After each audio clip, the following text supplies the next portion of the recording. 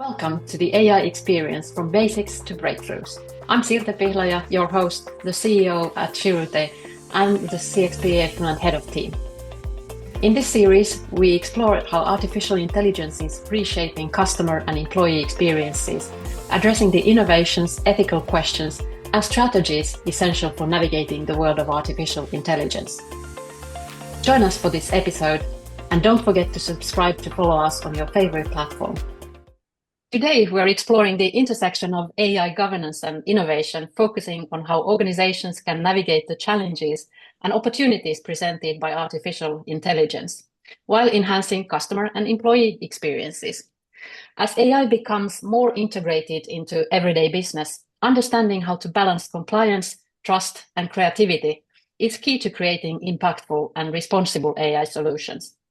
This episode aims to unpack actionable steps companies can take to align their AI efforts with ethical practices, enabling positive transformation in CX and EX.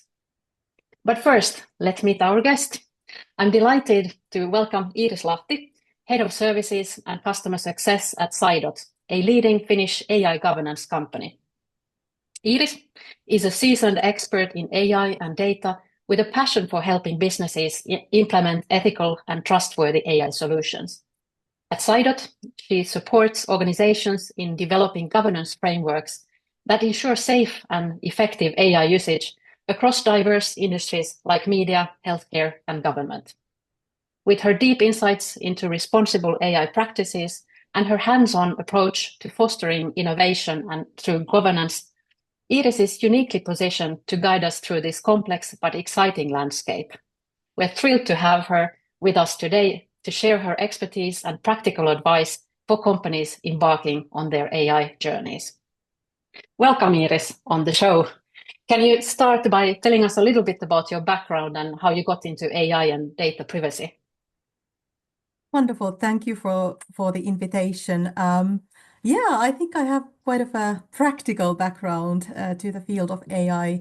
I started my career doing financial analytics and later analytics consulting at Accenture, then moved on to the quite an interesting assignment to help media organization Sanoma to transition from this very like a paper and linear TV heavy media company to a digitally enabled, AI enabled organization. Then for 4 years, I ran as a co-founder AI and data freelancer agency. And now for a year now, I've been working at Saidot, focusing now on responsible AI and AI governance related work. We're so glad to have you with us today. But those of our listeners who have not yet heard of Saidot, would you like to briefly describe what it is that you do and how that helps companies starting their journey as an AI-first business or help them on their way? Yeah, so Saidot has been founded already in 2018. So obviously before this big Gen AI boom, we are rooted into this very inspiring mission of enabling responsible AI with efficiency and a sense of easiness, and if that you can ensure your AI compliance with the platform that we have built. It basically has two sides, Saidot Library and Saidot Governance. Saidot Library is an extensive AI governance related knowledge base, including information about AI policies, risks, models, and their performance evaluations. And then Saidot Governance is a place where you can create your AI inventory, manage AI related risks, and also meet the compliance requirements coming from the different laws, such as the EU AI Act. So yeah, we basically have this platform to enable easy access to all AI governance related information and also do the actual AI governance very efficiently. Very good. AI is transforming how companies approach CX and EX. From your perspective, what are the most exciting opportunities AI offers in these areas? Well, I think in creative field, we have seen amazing solutions for generating images, generating audio, even videos with high quality. So I think it's great source for inspiration and also efficiency. Um, well, and then we have to remember that we have used machine learning and these more traditional AI solutions for a long time to deliver personalized customer experience and recommendations and all of that. When I was working in the media industry, we did that, but just with in-house data science teams. But they haven't gone anywhere. Like we still can aim to do that just with a more wider selection of tools. There can be chatbots created with much more efficiently, virtual assistants supporting automation of certain routine tasks, and thus focusing us humans to do more value adding work, not those routine tasks. With employee experience, there's also a lot of great opportunities for the use of AI, but looking at the AI Act, there is also high risk levels associated. So, for example, using AI in selecting the applicable candidates for specific job ads, using it in recruitment, you always need to make sure that does that system classify as high risk, and therefore what is your responsibility to prove your compliance. So with employee experience and HR related things, you need to be more careful, but it doesn't mean that there aren't inspiring opportunities. So just more demanding. Sometimes I think when we are in this Gen AI boom, we forget that there's actually quite a long history in using AI and developing AI in various organizations and industries. For example, in the manufacturing industry, in media industry, developing traditional machine learning solutions and embedding those into products and all of that. It's become sometimes we forget that there is this other side of AI as well. The whole like a linear development of having first only the opportunity to develop in-house algorithms, then exploring this like a new field of Gen AI and the conversational user interfaces, then going into products that have the UI and the model in the background, and then going into ERP systems and CRM systems that have these AI-enabled features in those products. So I think there is sort of like a transition of bringing AI closer to where it's actually being used and to the operational systems. And that might bring scalability to also the way AI is being used. I think you're so right with saying that everybody currently thinks that Gen AI equals AI, but we've had AI in many of, and machine learning specifically in many of the systems that we are so used to utilizing, like, the Amazons, the recommendation engines, the navigation systems, all of that is already been existing in our lives for so many years.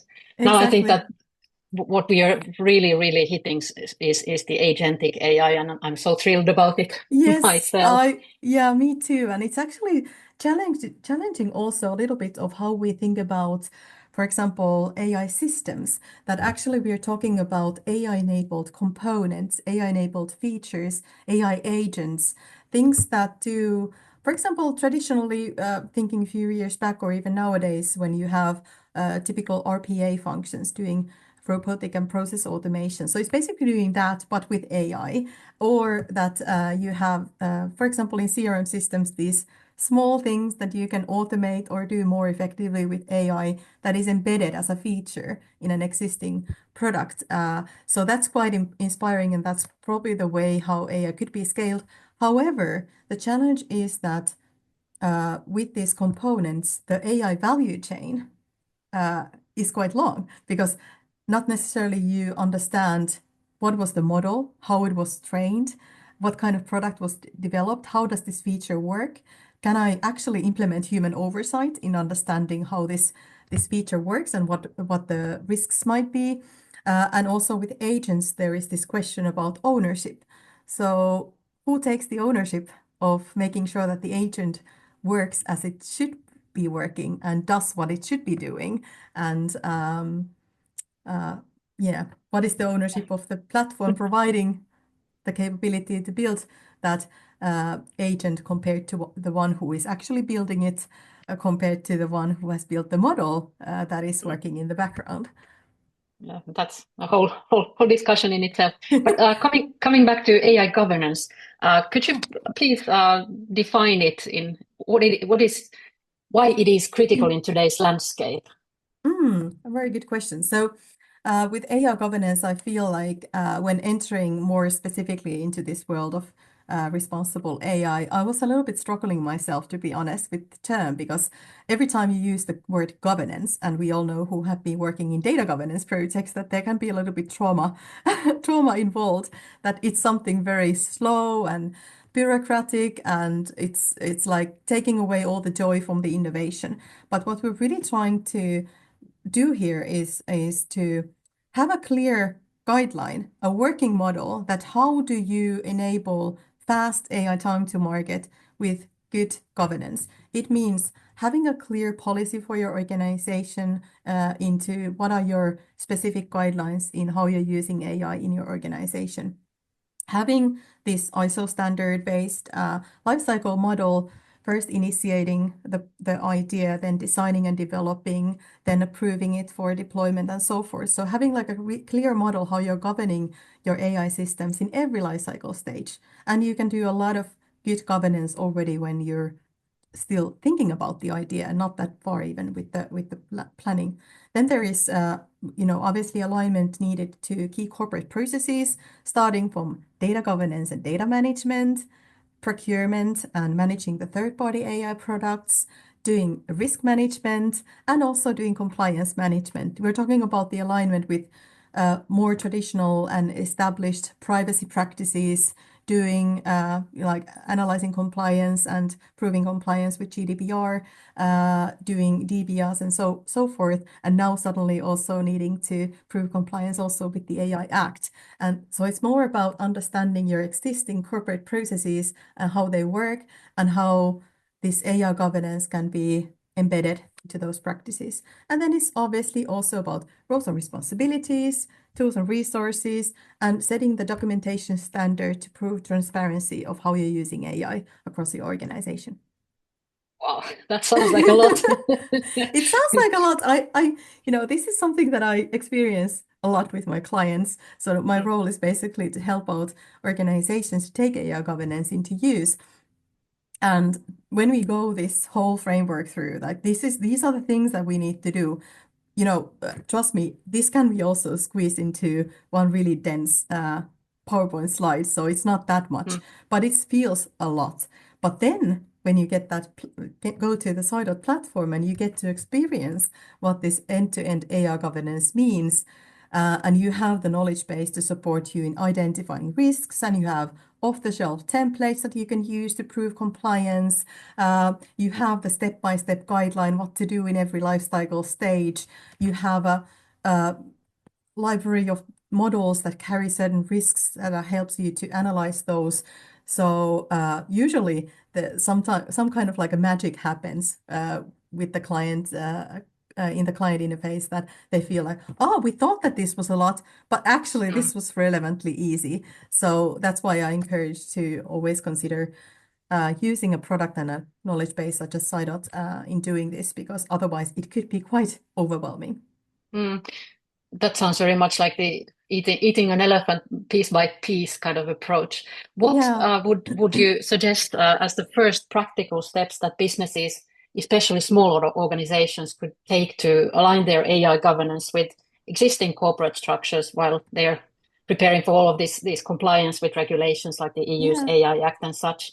And specifically, how does maybe Saidot help companies navigate Hmm. this EU AI Act and other regulations? I heard you had a Microsoft partnership just announced, Yeah. so we're interested in hearing a lot Yeah. more about So I this as think a well. lot of organizations who are looking forward to maybe at this moment doing the bare minimum is that there is certain transition periods that are ending. And the first transition period that is ending is the 2nd of February, where you need to comply with the AI literacy and requirement, and also make sure that you don't have prohibited AI practices in place.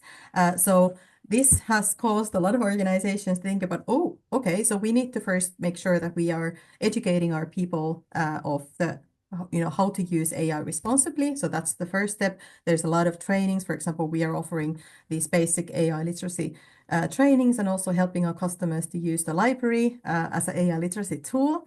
But the second is to create an AI inventory. And it could be like the minimum level at this point is that you have described your AI system, its context, the model that you're using, the data that you're using. And based on that information, you can analyze your risk level. And obviously, AI Act is one that is contributing to the risk level. But based on the industry, there can be also obviously other things that contribute to as AI system being high risk under your specific circumstances. But if you're looking at from the AI Act's perspective, the most important is to make sure that in this AI inventory that you don't have prohibited AI practices in place and you have a plan how to eliminate those practices if you have such systems. And then the next step is when you have that inventory in place and you have done the risk classification for all the AI systems to do the right size governance. So for all low risk systems, it's not necessarily needed that you start doing very detailed risk management for those systems. It might be just enough if you accept that there are certain risks involved, but it doesn't require that extensive attention. But for the medium and high risk systems, it's also good to start practicing this ongoing, very operational, very concrete risk management for your AI systems, meaning identifying the kind of risks that are associated, analyzing the risk, the inherent risk level, which means that what is the risk likelihood and impact, and also if the risk is higher or lower compared to a situation when AI is not being used. And then analyzing what are the concrete mitigations that you could do to reduce the risk level. And then after the mitigations, what is your remaining residual risk level? So this is obviously needed for the high risk systems. And then the transition periods of AI Act for the high-risk systems are also approaching, and then you need to prove that you have this risk management in place that is aligned with the ISO standards and upcoming harmonized standards, and also the way AI Act is requiring you to do risk management for AI systems.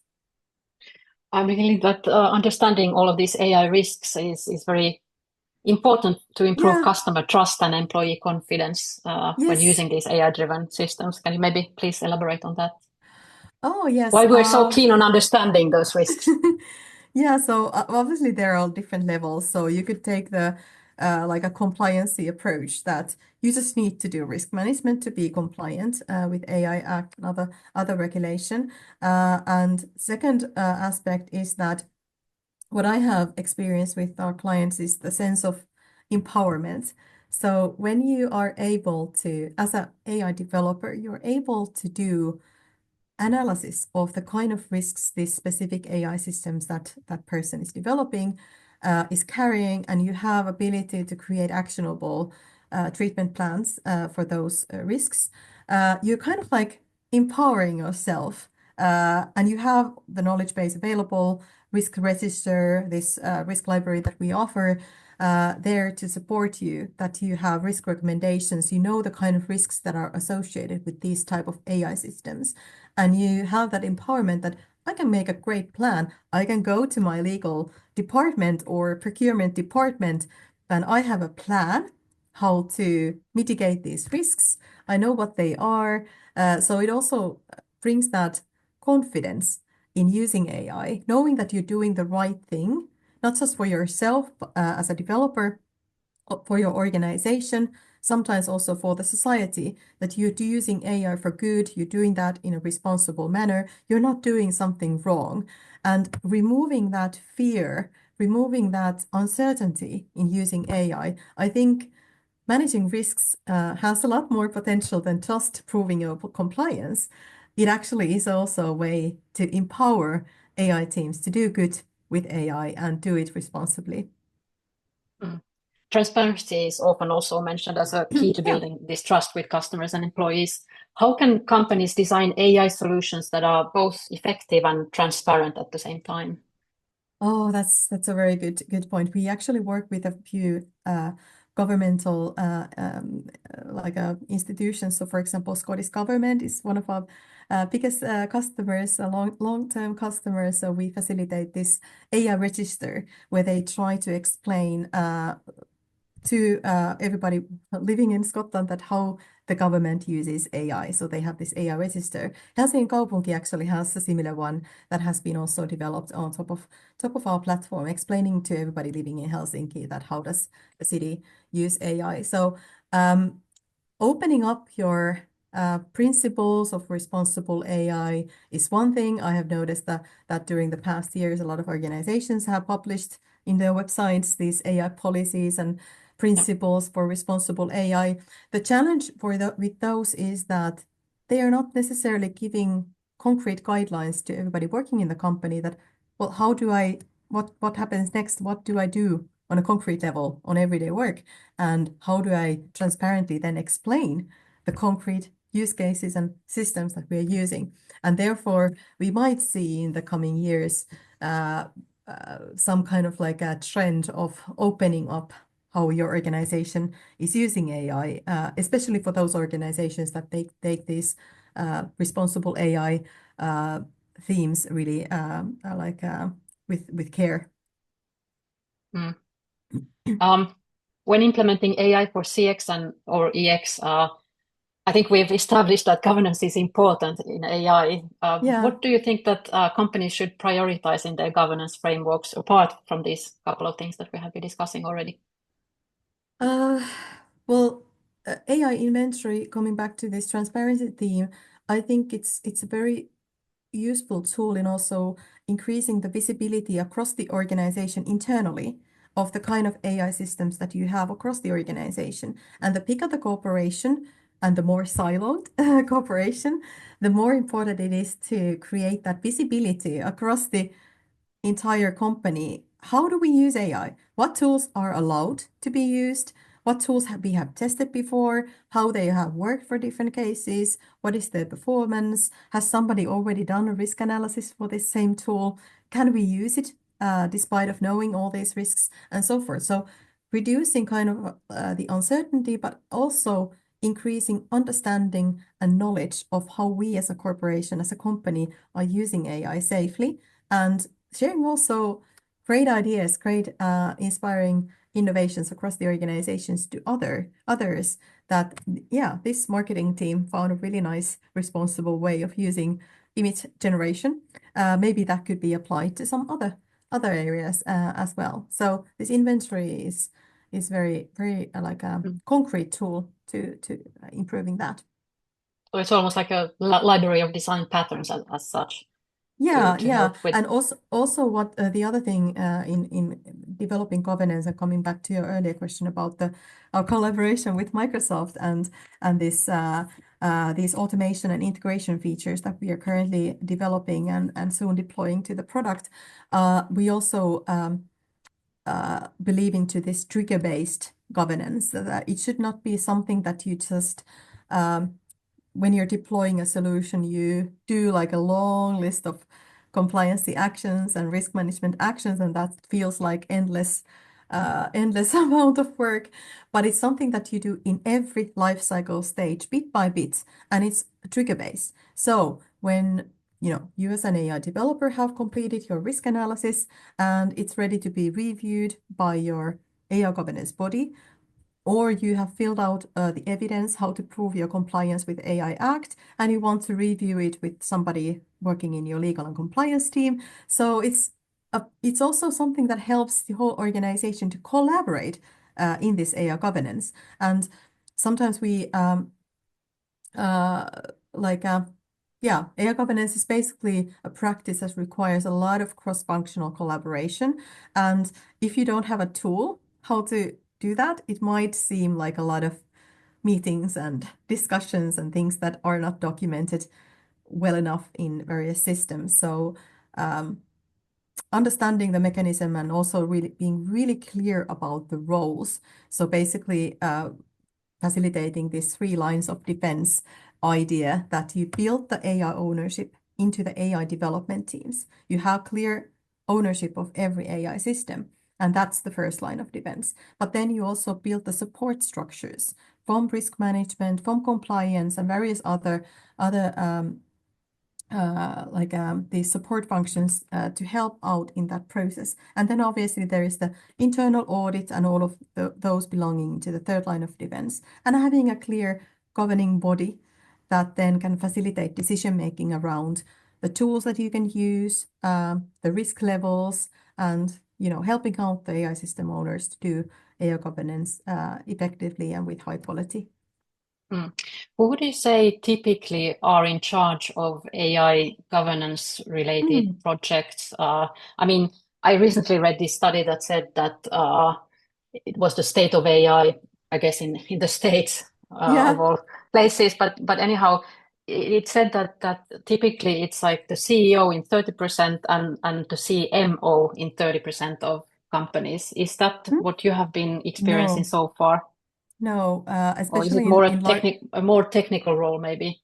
Yeah. So if I think of like a really perfect example, for example, we are collaborating a lot with Yle, and I think Yle is also going to be visiting this podcast later. So for Minna Mustakallio is like the perfect example of having somebody who is leading the responsible AI as a practice and as a function, and having that centralized leadership to drive that initiative across the organization is something that really helps a lot.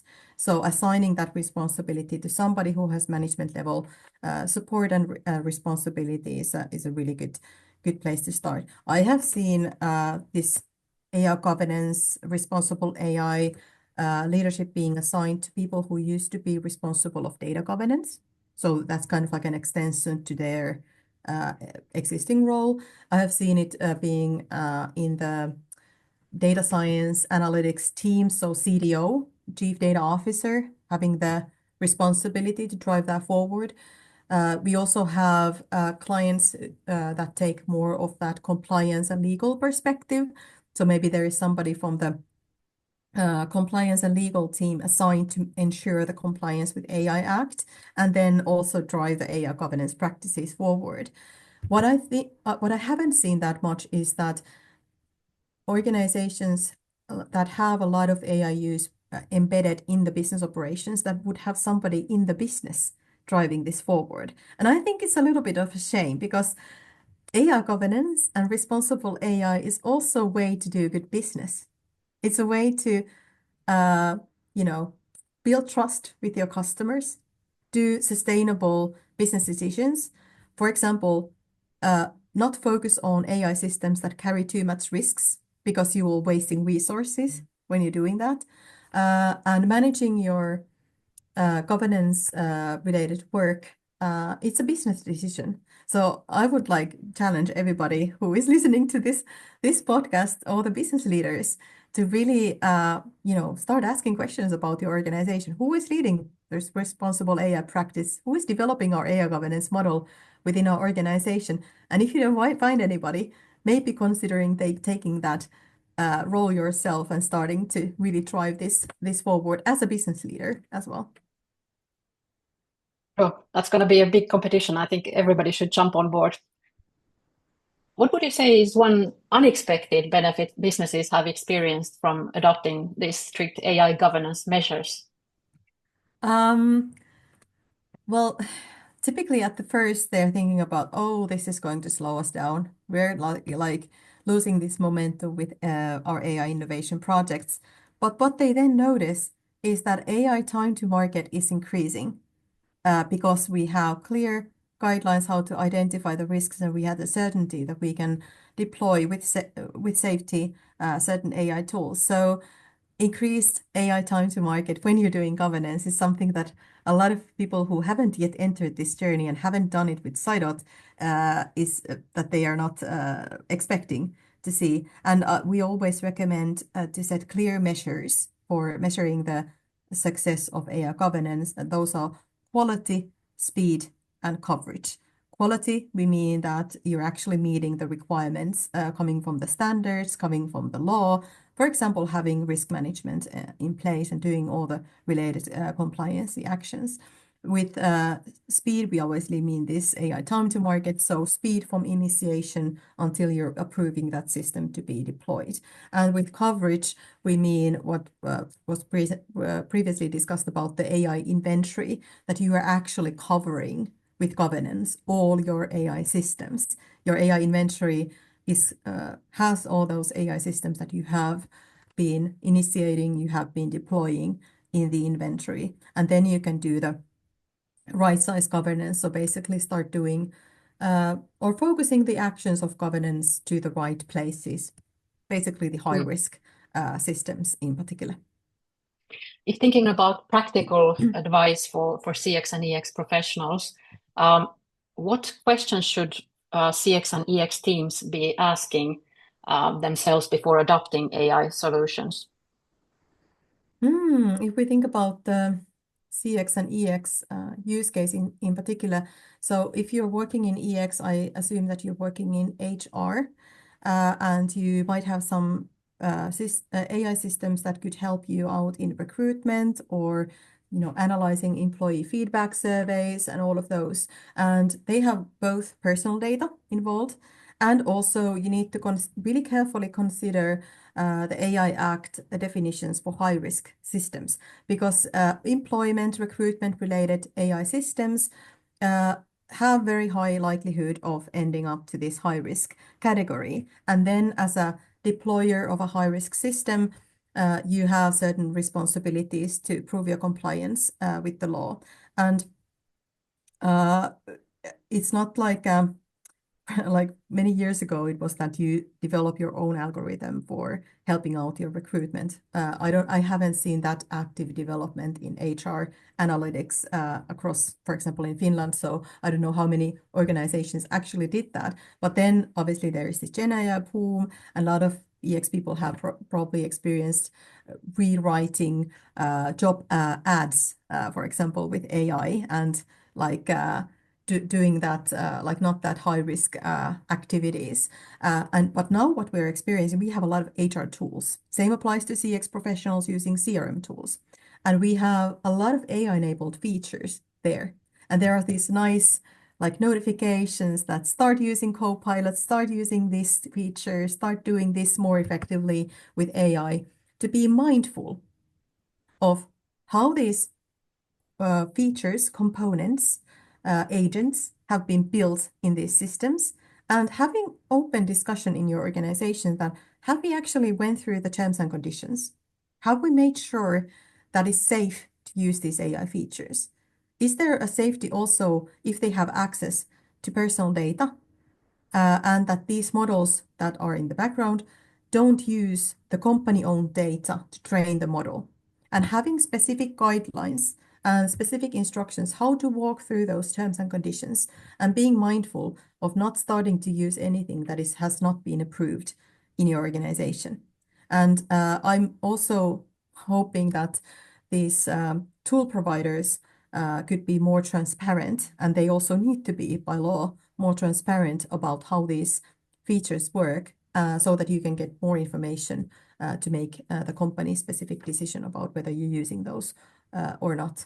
So being mindful, having those discussions within your organization, and making clear decisions on what you're using and what you're not using based on the risk profile.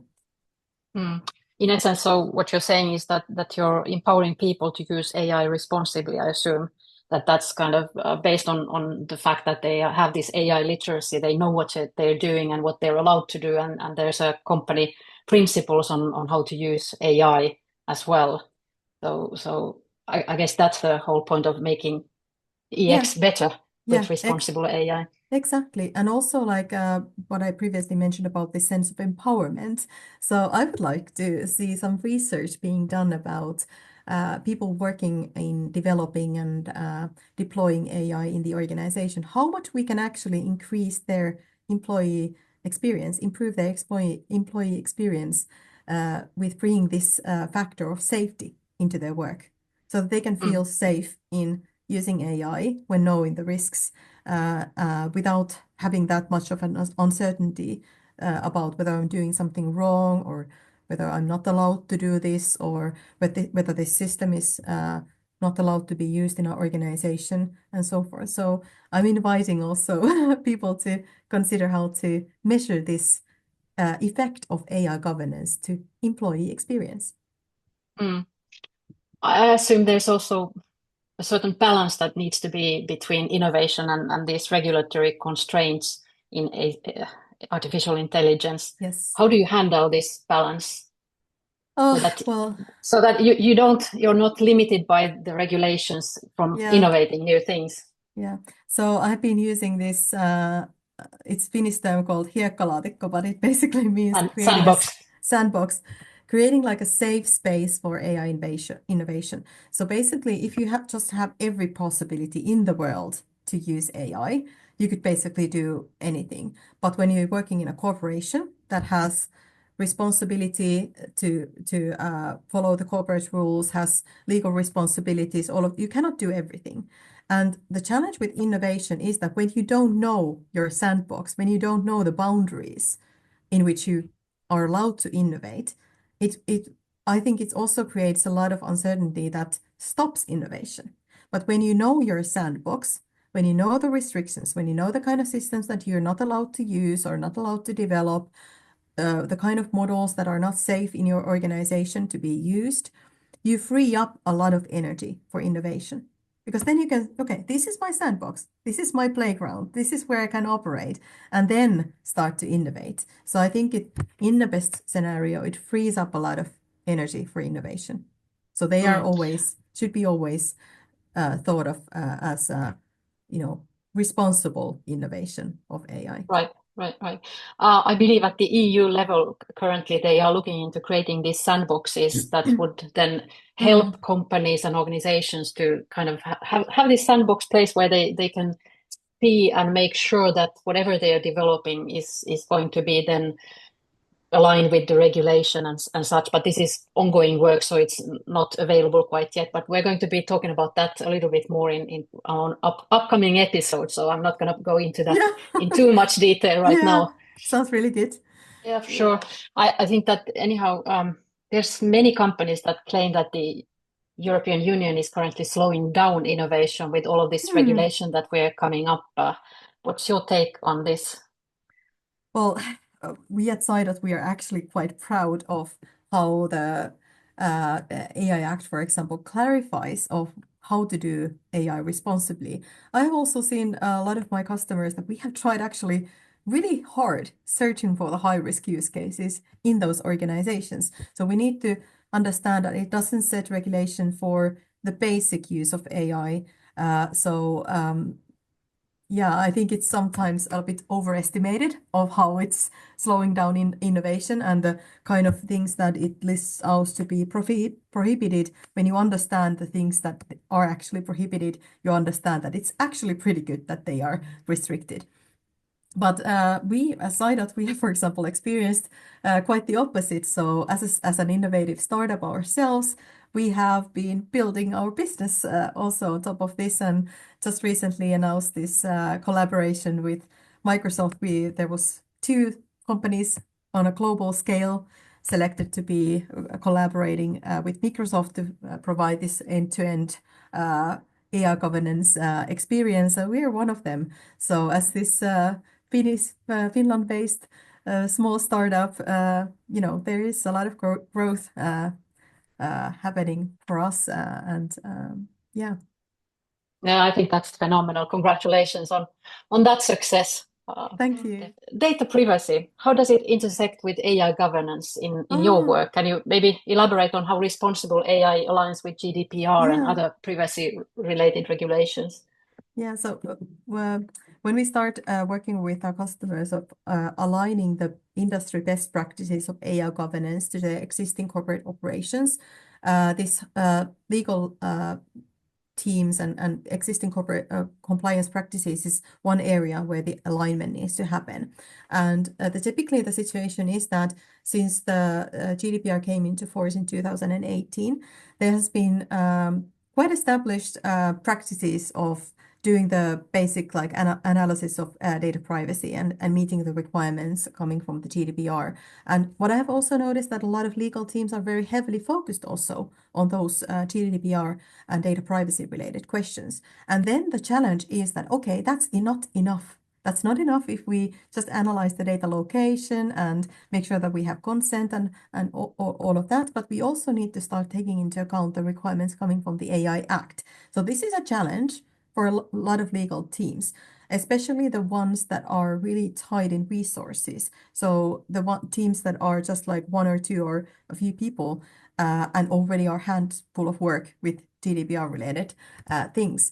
So then what we call this democratizing the compliance work and empowering the AI teams to do also their share in the compliance work is one solution for that. So basically helping them to understand the specific requirements. AI Act, we have chopped down the requirements coming from the AI Act is 140 requirements. But if you think about your role as a deployer of a high-risk system, only 12 requirements have been included in the template that we have specifically defined for that use case. So really understanding what is improving our compliance, what is the relevant thing, improving your literacy in understanding the kind of requirements that are relevant, and helping out also AI teams and AI system owners to analyze and prove their compliance with these specific requirements for these specific systems. So it's all about providing them these tools where they can also do their share of the work. And then it's also a question about, okay, if you have done this impact assessment and analyzed that and done work in analyzing your GDPR compliance, so does that work cover the kind of use case that you're planning on doing with AI, where you're planning on, for example, training the model with this specific data set? And then if you have a privacy tool, you might have done that analysis in a separate tool. So then it's a question of how these two worlds can integrate and coexist, basically. Okay, and I'm sure there's a way of for you be doing that. Yeah. If we go and think about the challenges next, what common mistakes do businesses make when they're introducing AI into CX and EX processes, and how can they avoid doing these? Or can you maybe share some common challenges Hmm. businesses face when implementing AI governance frameworks? Yeah, so I think it's two stories, how to encourage and promote the use of AI in the first place, and then how to implement AI governance and make sure that the use of AI is responsible. So sometimes these are like, it would be obviously better if we think about improving AI literacy, that we both improve understanding the possibilities of AI, inspiring people to explore the world of AI, but at the same time, clarifying what is the sandbox, what is the playground, what are the boundaries, and what are the rules for responsible AI at the same time. So I think it's sometimes needed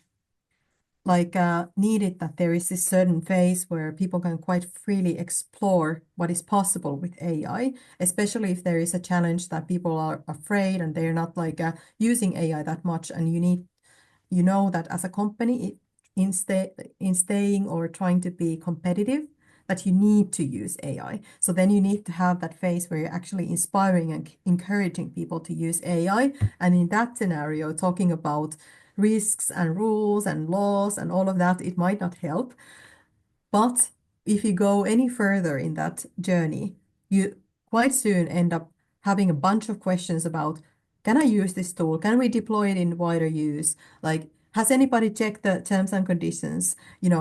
Our existing procurement processes are not very well fitted into evaluating the risks of these AI systems. And then you notice that, okay, so we actually need the principles of responsible AI, the AI policy basically. We need the governance model. We need some kind of like a decision-making forums. We need clear responsibilities. And yeah, then you end up building the AI governance model. But sometimes building the governance model might be hard if you don't have any experience in using AI. Some organizations, some of our clients have started to do this simultaneously, and that's one route. But the key is to learn what is best for your company in meeting Mm. your targets for responsible use of AI. Okay. With the rapid adoption of AI, what emerging risks do you foresee for CX and EX over the next decade? We have been talking a lot about IP and copyright related issues. For example, in this creative field, it's quite important to understand um, the kind of ownership that you want to have in the content that you own as a company, and to the copyright that you get to anything that is produced with AI. For example, thinking about synthetic voice or image generation, video generation tools, what kind of terms and conditions they have? Do they allow you to own fully the content that is being created? Or for example, in tools like Midjourney, where they own the content and they also open it up freely for anybody to access. So I think that protecting your copyright and understanding also the kind of copyright that you have for the produced content is one thing. The second thing is these embedded AI features and components, where it's really hard to understand the AI value chain in the background, the data that was used to train the model that was used, and how responsible that setup is, what product there is, how it has been tailored to fit to this particular feature. So that's a big challenge. Like if that is blurred, you don't get to practice human oversight into how AI works because you don't understand how AI works in that specific component that you're using. So that's, and then also the sense of trust and also understanding that it's a different case of when you're working in a really creative business. Let's take an example of this recent Coca-Cola advertisement. There was a bunch of people who thought about, oh, that was so dull of Coca-Cola to create that beautiful, everybody has been waiting for this beautiful video, and then it was AI created, and there was a lot of discussion about whether it was not that creative and not that wow as a video. But then on the other hand, there has been like a really beautiful examples of this VR AI enabled advertisements, like the one in the forum that there was this Santa Claus jumping out from the forum building and helping the Coca-Cola car to enter to the streets. So like in that creative space, there is a lot of freedom. But then if you're working in a really traditional company, we all probably have experienced the discussions around Nordea using the six toe baby in their picture. That was not that serious, but we all Maybe were, just to explain to our foreign yeah, listeners, Nordea is one of the biggest banks in Finland, and they published a loan-related ad where they had a baby who had six toes, and of course, people cried out that this is artificially made, and yeah, why don't they tell about it? And actually, it turned out that what had happened there is that it's actually a baby who does have six toes because it's some kind of rare I yeah. don't know disease that the baby happened to have, and it's according to Nordea's responsible ways of communicating things that they wanted to have this baby there. But I don't know if it was so much planned or whether it was just a Yeah, coincidence but happening I there. think it's just like it's like a good illustration of that you need to understand the industry that you're in, the kind of trust that you need to build with your customers, and using AI is one way of either building trust or breaking that trust.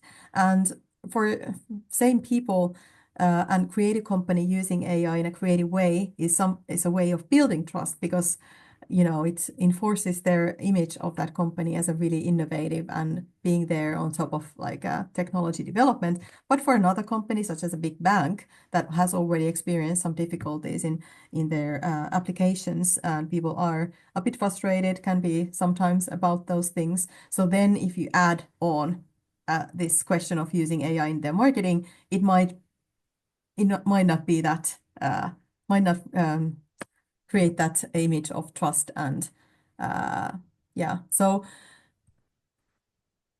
Yeah, I think that's one of the challenges of understanding your role and understanding how you're also being open and honest and using AI as a tool to um, build up your brand image, not to kind of like put damage to it. Yeah. Well, we're approaching the end of this episode, but I would Yeah, still want to ask you a few questions to close these yeah. ideas. Firstly, if you had to give one piece of advice to leaders focused on improving CX and EX with artificial intelligence, what would that be? Set clear guidelines, understand the company that you are, the kind of context you're implementing AI to, and give people tools to really succeed in this. It means having access to AI literacy trainings, knowledge bases, and ways how to build up that AI inventory and identify the risk level and manage the risks when it's needed. So empower people to use AI responsibly, basically. Mm. Our series is very much focused on responsible AI in general as Hmm. well. So, what's your one key takeaway you'd like our audience to remember about responsible AI? Uh, yeah, so I think it's something that you can do with really concrete steps. So improving AI literacy, uh, building up that AI inventory, having clear governance practices in place. Um, so really like super concrete steps. And you asked previously about the collaboration with Microsoft. So the kind of like the direction where I see this whole AI governance field where it's going is about integrations and automations and making this as easy as possible. So my recommendation is also to trust the tools that enable integrating to your MLOps platforms, to the tools where you are developing AI yourself, and to integrating with knowledge graph to this knowledge bases that Saidot has, because I've seen companies have tried to do this in Excel, tried to do this in Confluence, tried to do this in manual ways, and it's a lot of work. So really like from the beginning, set really high bars to the level of automation that you're aiming to do so that you can build efficient practices that do not slow down innovation, but support faster time to market. Mm. And lastly, can you share any resources for those looking to learn more about AI governance and responsible AI, Oh, please? yeah, sure. So if you go to Saidot's webpage and you go to get started with Saidot, at the end of that page, we have obviously a lot of frequently asked questions, but there is also a link to our help page. And in the help page, you can find information about industry's leading AI governance practices that are based on ISO standards and the kind of guidelines that also AI Act is giving to us. So if you want to learn about this risk management, compliance management, these methodologies, and also how Saidot is supporting that. So that's a great place to start your experimentation. Perfect. Yeah, Thank you. We'll put that into the show notes down below. yeah, But hey, thank you so much now for joining us for this episode. It's been a great pleasure talking with you, and yeah, I believe we've got a lot of inspiration here to think of in relation to AI governance.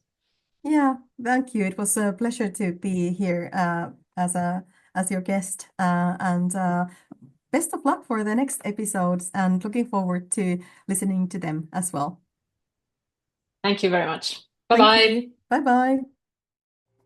Thank you for tuning into the AI experience from basics to breakthroughs. We hope today's conversation sparked new ideas and insights on your AI journey.